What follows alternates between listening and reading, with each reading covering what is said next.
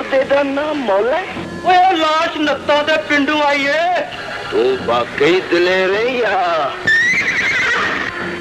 मौत सिर से देख के पागल हो गया है सोनिया?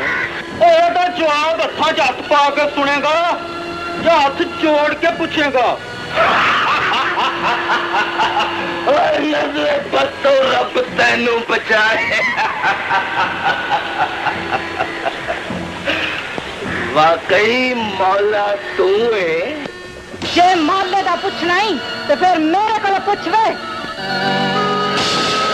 वे जे पिंड का कुड़म बन के आया ते आ अंदर बह के दूध पीवे ते जे दुश्मन बन के खलोता होया ते जा मस्जिद जाके शुक्राने का नफल पढ़वे अज मौला पिंडों बाहर। ते फिर तुसी भी सारे पिंडों बाहर तुर जाओ ते मौले नू कह दियो अपनी गुस्ताख जबान तली ते रख के मेरे पैर फड़ लवे।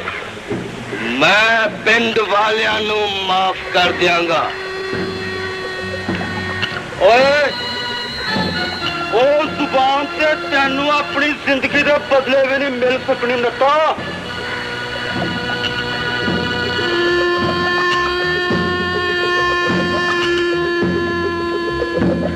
समझदार लोग सब दी सिरी ते हाथ नहीं रखते। ओए भाईया जा जवानियां मारते जिंदगी दा मजा कुछ दिन और चख ले। किसे खूह ते जाके टोले सुन माइया कहते जुगनी का। ओए सुमरे मर के मावा नू रोग नहीं लाईदा सोनियो। और मैनू ते मौले दी उस जबान ते हथ चाहिदा जिन्ने एक नत नू निशान लाके अनहोनी नू होनी कर दिता है। ओए वो निशान मौले जट दे हथ दा नहीं मेरी लत दा है नत्ता। ओए लत तेरे नक तक भी पहुंच सकती है। ओए ते फिर लत आप लाके नत दे हाथ च फड़ा दे। ओए हाथ सांभ के रख। उसे हाथ नाल ते तू अपनी भैन नू डोली च पाना है।